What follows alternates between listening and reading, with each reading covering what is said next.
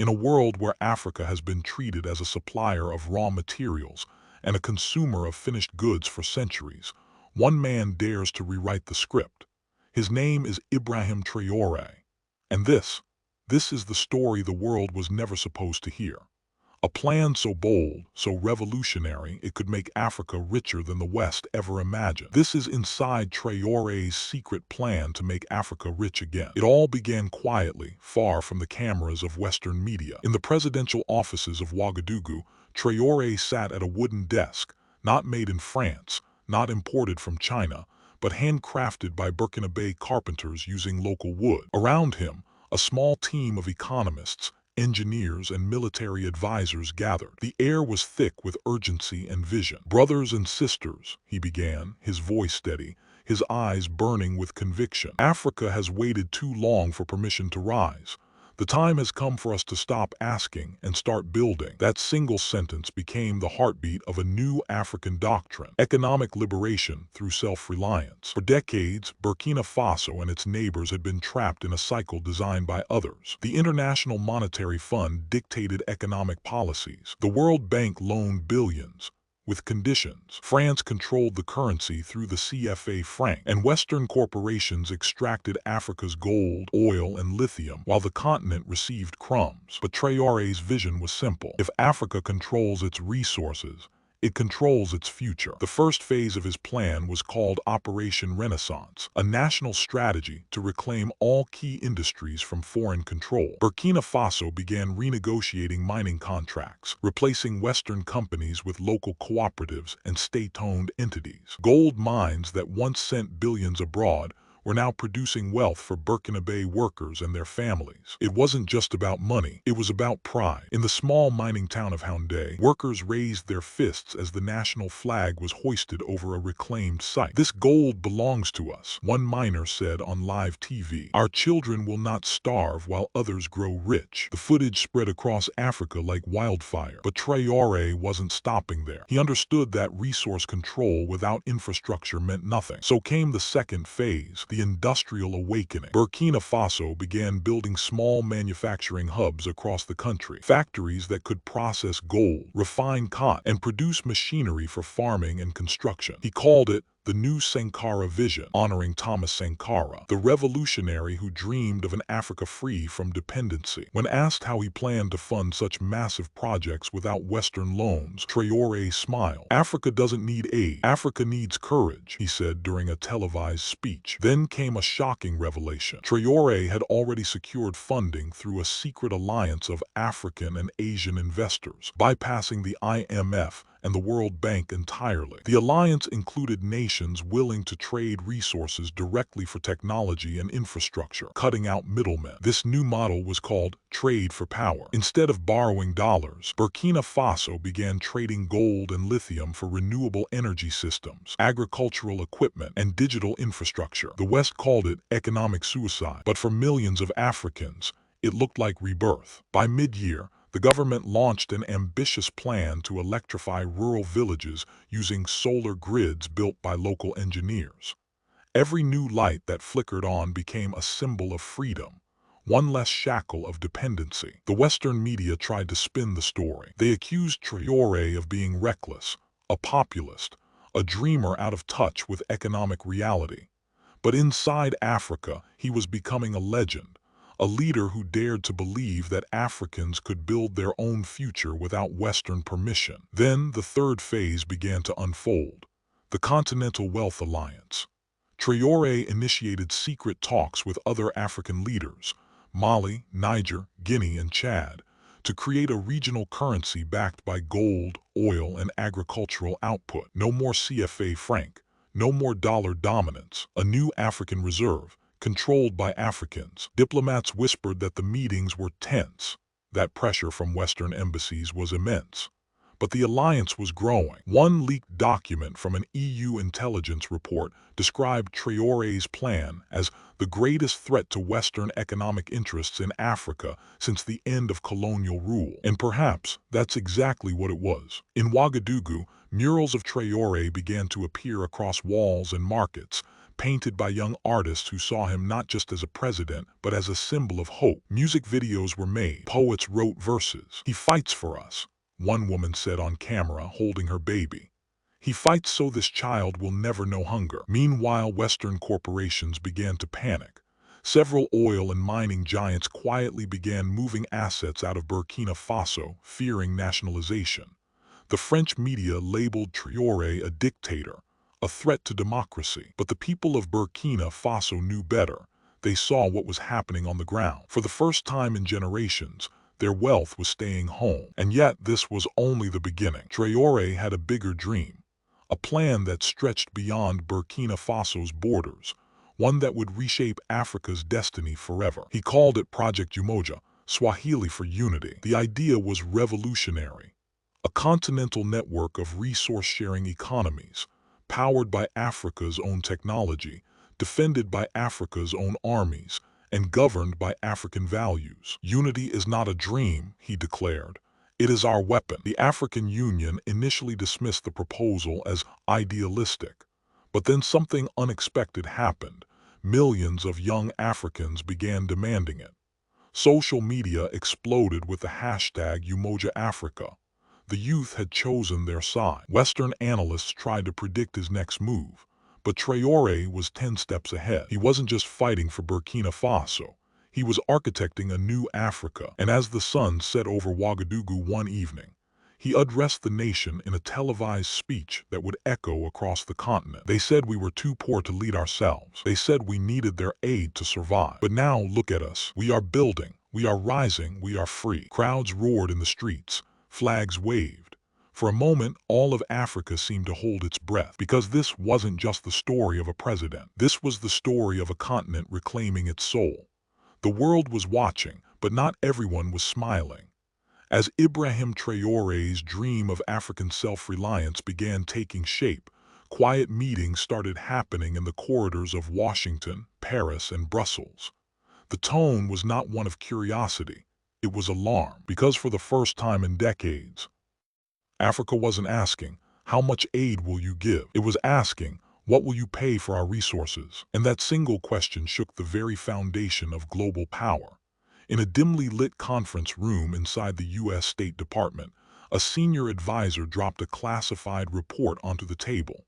Across the cover, bold red letters read, "Burkina Faso, Traoré's Continental Strategy, Potential Global Impact." The memo revealed something stunning.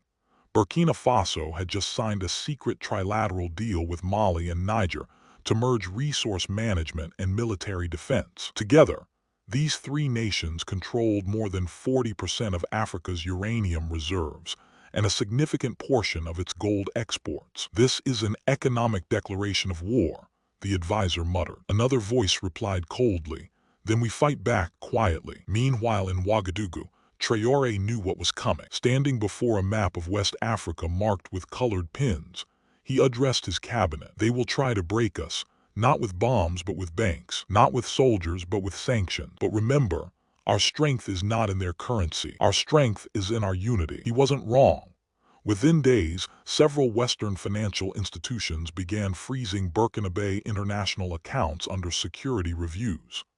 International media began publishing stories claiming human rights violations, democratic backsliding, and economic instability. But on the ground, the people didn't care about those headlines. They were too busy working, building roads, erecting factories, and organizing local cooperatives. In the villages, women formed self-sufficient farming networks, producing and selling goods without middlemen. In the cities, engineers designed homegrown tech to reduce foreign imports. This was the beginning of what Traoré called the internal revolution. Then came a historic move.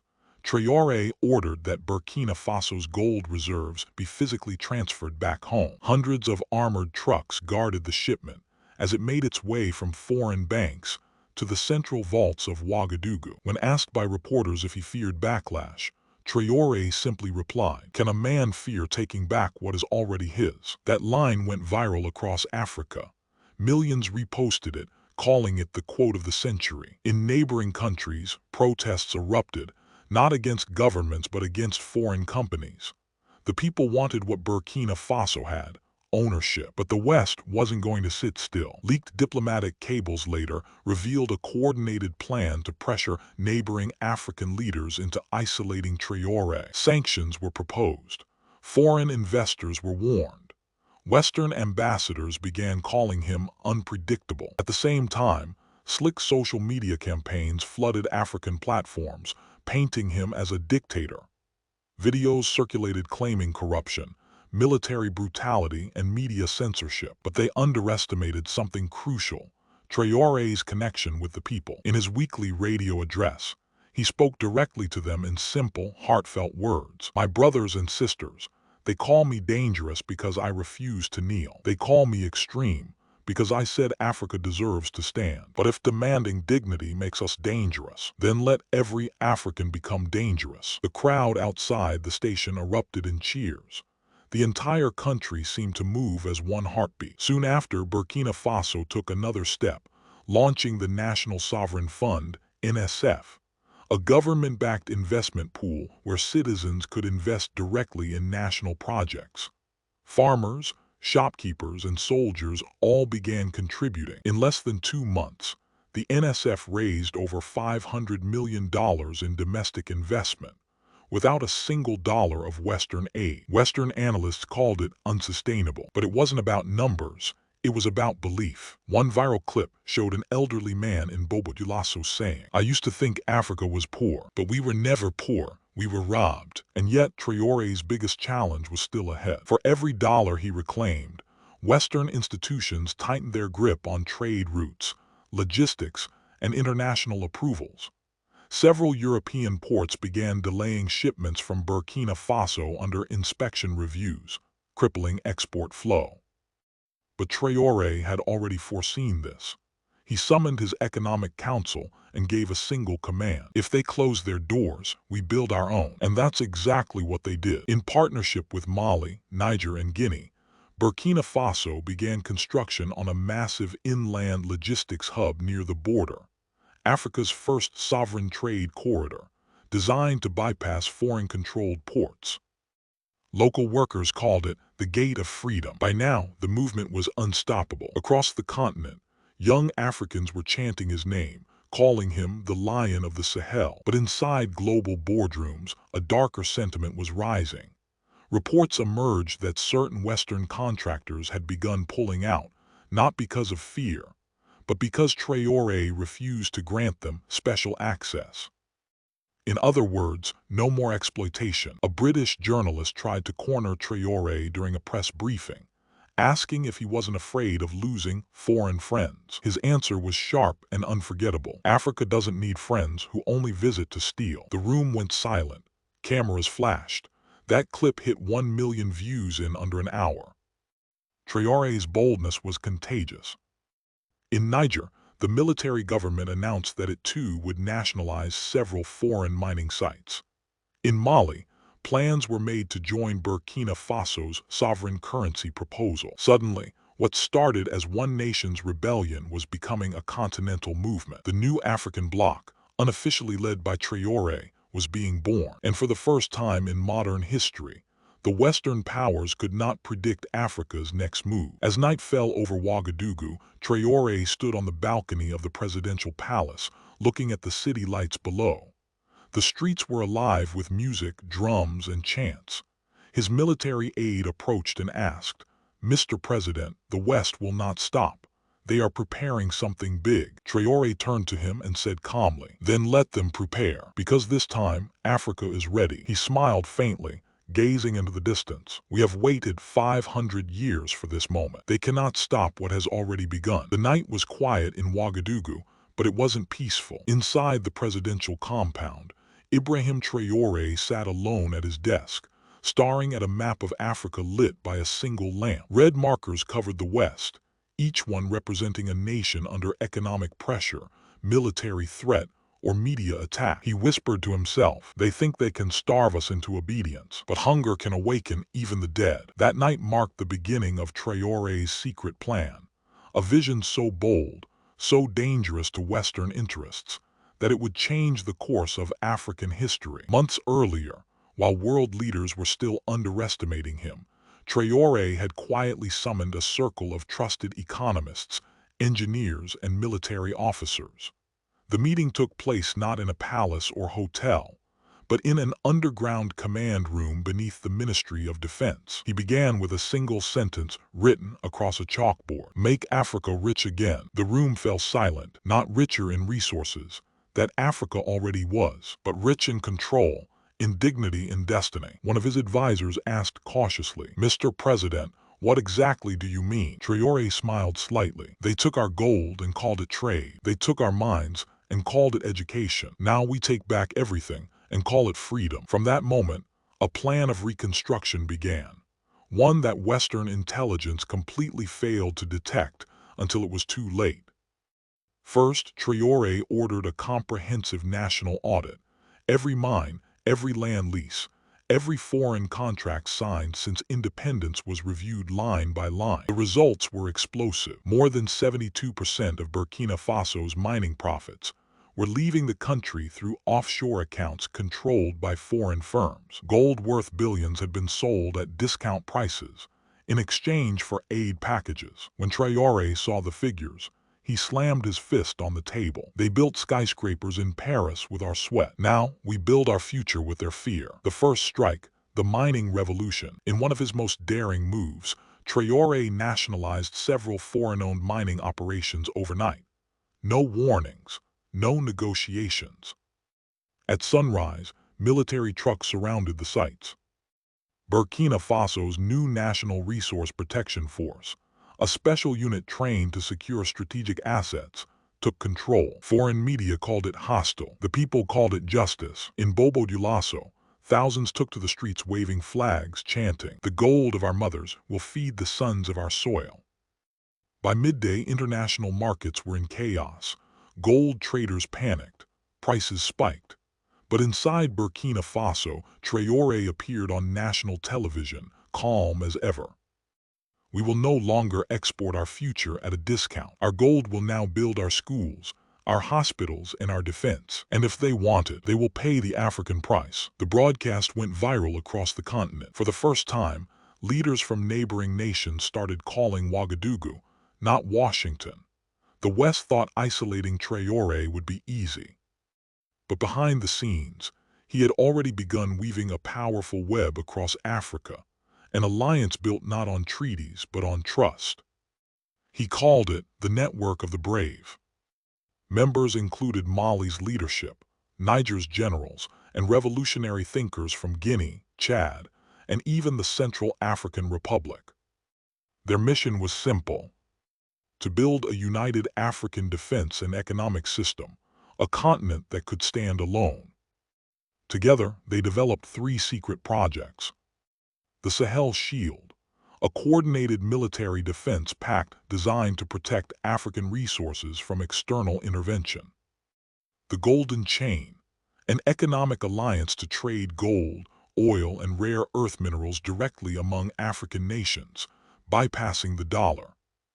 The People's Voice Network, a digital platform to counter Western propaganda and share African stories in African languages. In one recorded speech at a closed-door summit in Niamey, Traoré told his fellow leaders, "They divided us with borders drawn by strangers.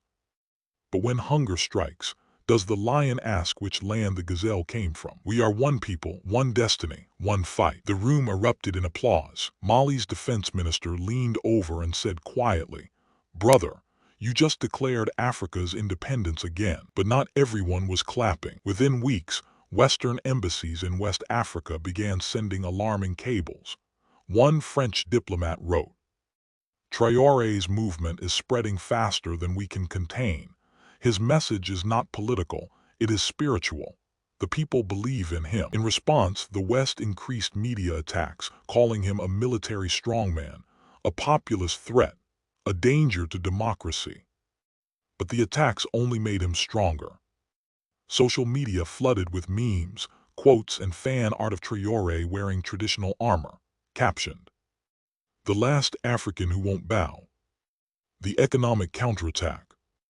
As the West tried to economically suffocate Burkina Faso, Traoré launched his next bold move, the Continental Production Plan. The idea was revolutionary. Instead of begging for industrial investments, Africa would build its own manufacturing backbone using raw materials it already possessed. He began with Burkina Faso's cotton industry. For decades, it had exported raw cotton to Europe for pennies, only to buy back finished clothes for 10 times the price. Traoré ended that system overnight. He announced the construction of 3 state-owned textile plants, powered entirely by solar grids and employing thousands of local workers. "We will no longer sell the thread of our sweat," he declared. "We will weave our destiny ourselves." The move was a shockwave. Western brands that relied on Burkina Faso cotton suddenly found themselves without supply. But Traoré didn't stop there. He ordered the establishment of a national technology incubator, inviting young African engineers and programmers to innovate solutions for African problems. Within a year, Burkina Faso launched its own digital payment system, secure, independent, and free from Western banking interference. When asked why he was doing this all at once, Traoré smiled and said, "Because freedom delayed is freedom denied." By now, the plan was clear. Traoré wasn't just saving Burkina Faso. He was building a blueprint for the entire continent. And deep inside his office, under a locked drawer, sat a folder stamped with the words, "Project Lion's Heart." Its contents: a classified roadmap for Africa's full financial independence within 10 years. Without a single dollar from the IMF or World Bank. When the folder's existence leaked, European intelligence agencies were thrown into chaos. They tried to discredit it. They tried to laugh it off.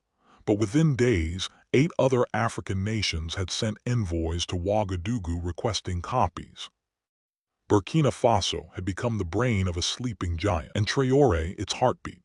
The morning sun in Ouagadougou rose over a city brimming with energy and defiance. Traoré, calm as ever, reviewed the latest intelligence reports in his office. The Western powers were mobilizing, quietly at first, then with increasing aggression. Trade sanctions, travel restrictions, media attacks, all designed to break Burkina Faso and intimidate neighboring states. But Traoré had anticipated every move. "Let them try," he muttered to himself. "Every chain they forge only teaches us to break stronger." The first counterstrike. Western banks froze accounts connected to Burkina Faso's national treasury. Shipping companies refused to transport gold. International airlines canceled flights. Within 48 hours, fear and uncertainty rippled across the country. Yet Traoré turned crisis into opportunity. Within hours, his team activated the Golden Chain, Burkina Faso's network of allied African nations for trade and finance. Gold shipments were rerouted to Mali, Niger, and Ghana. Using a combination of blockchain and encrypted banking platforms, transactions bypassed Western-controlled systems entirely. In a televised address, Traoré spoke directly to the people. "They believe they can starve us, but a united Africa cannot be starved. When we are one, their walls are paper, their threats are wind." Crowds cheered, waving flags in the capital. Across Africa, social media exploded with hashtags like Lionheart Rises and Africa Unbound. Sabotage in the shadows. The West escalated. Intelligence agencies sent operatives to disrupt Burkina Faso's new textile plants and digital infrastructure. Cyber attacks targeted the National Technology Incubator, aiming to collapse the fledgling digital payment system. But Traoré had anticipated this too. The People's Voice Network had secretly trained thousands of cyber specialists.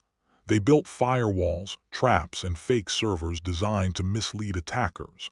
When the Western cyber teams infiltrated, they found only decoy data, while the real systems operated securely underground. The president's message was clear. Africa would defend itself on every front. "Our minds are as sacred as our gold," Traoré told his advisors. "They cannot steal what we refuse to give." The diplomatic gambit. While the West was focused on financial pressure, Traoré turned to diplomacy. He invited leaders from 15 African nations to a summit in Ouagadougou, an unprecedented meeting outside the shadow of foreign powers. The agenda was bold: a united African defense, shared resource management, and mutual economic independence. Traoré called it the Continental Pact of the Brave. Malian General Ibrahim Traoré stood and spoke. For decades our resources fed others' dreams. Today we feed our own. Today we stand together. Even skeptical leaders from West Africa and the Sahel region found themselves inspired. By the summit's end, agreements were signed to share intelligence, protect borders, and coordinate economic initiatives. Traoré's strategy was clear: isolate the West, unite Africa, and leave no gap for foreign influence. The battle for media. Western media launched a relentless campaign, portraying Traoré as a dictator and a destabilizing force. Newspapers painted Ouagadougou as a city under siege, while television broadcasts warned investors to stay away from rogue regimes. Traoré responded with the People's Voice Network, broadcasting stories of African success, innovation, and self-reliance. Children in Bobo-Dioulasso learning in solar-powered schools, miners in Koudougou reclaiming their pay, engineers in Ouagadougou building drones for agriculture. The images countered every smear. Soon the narrative shifted. Instead of fearing Traoré, Africans began celebrating him. He became a symbol of a continent no longer willing to bow. The Sahel Shield in action. The West attempted a more direct approach. Military advisors were rumored to be coordinating with local proxies to seize key resource sites. Traoré acted preemptively. The Sahel Shield mobilized. Troops from Burkina Faso, Niger, and Mali executed joint maneuvers along strategic routes. Air defenses were modernized, satellite surveillance intensified, and local militias integrated into formal command structures. When foreign-backed forces tried to approach gold mines in northern Burkina Faso, they found fortified positions, drone surveillance, and an army ready to respond instantly. The attempted incursion failed without a single shot being fired, a demonstration of deterrence and unity. Traoré's philosophy was simple: show strength, avoid unnecessary bloodshed, and let resolve do the talking. Economic reversal. With traditional supply chains blocked, Western companies scrambled to find alternatives. Prices for African raw materials surged. Traoré seized the moment to expand the continental production plant. New textile plants were constructed in Niger, Mali, and Ghana. Local processing of cocoa, coffee, and cotton intensified. Each nation retained control of its resources, reinvesting profits into schools, hospitals, and technology hubs. Traoré coined a new slogan: from our land for our hands by our minds. Markets adjusted. Western companies, forced to pay higher prices or find alternatives, began losing influence. African nations, once dependent, discovered the power of self-reliance. The psychological campaign. Traoré's genius extended beyond economics and military strategy. He understood perception. Using folklore, music, and traditional narratives, he built a cultural wave. Heroes from history, tales of resilience, and modern triumphs were broadcast across radio, television, and online. One campaign, Lion's Roar, dramatized Burkina Faso's struggle against foreign exploitation. Children performed plays, musicians composed songs, and digital artists shared visuals of lions guarding the gold mines. The message was irresistible: Africans were reclaiming their destiny. The psychological impact was profound. Morale soared, protests in support of Traoré erupted across capitals, and the Western narrative lost credibility. The tipping point. By the end of the first year, Traoré had achieved what few thought possible: financial independence, gold reserves secured, new trade routes established, military deterrence, the Sahel Shield operational and respected. Cultural unity. African pride rekindled across borders. Technological infrastructure. National digital systems resilient and expanding. Western powers faced a dilemma: escalate further and risk igniting a continent-wide backlash, or negotiate with a leader they once dismissed. Traoré, meanwhile, remained vigilant. In his office, he opened the folder labeled Project Lion's Heart, a roadmap for the next decade: industrial expansion, continental education initiatives, renewable energy networks, and African-owned financial systems. "We have turned the tide," he whispered, "but the battle is not over. Every step forward must be guarded, every victory secured. Africa will rise, not by asking permission, but by taking destiny into our own hands." The world watched, unsure whether to fear or admire. Traoré's vision was no longer secret. It was a movement, a continent united under one principle: freedom by African hands for African people. And from the shadows of Ouagadougou, the lion's heart beat steadily, undaunted, unbowed, and ready for the next chapter. The West tightened its grip, but Traoré smiled. Africa was no longer theirs to command. Factories hummed, gold flowed within the continent, and the Sahel Shield stood unbroken. Social media erupted with the voices of millions chanting, "Our destiny, our hands." Western advisors scrambled, realizing treaties and threats were useless against unity. Traoré unveiled Project Lion's Heart Phase 2, renewable energy powering every city. Neighbors joined, borders blurred, and Africa's heartbeat grew louder than ever. The lion had awakened, and the world could only watch in awe. If you want more of these stories, don't forget to subscribe.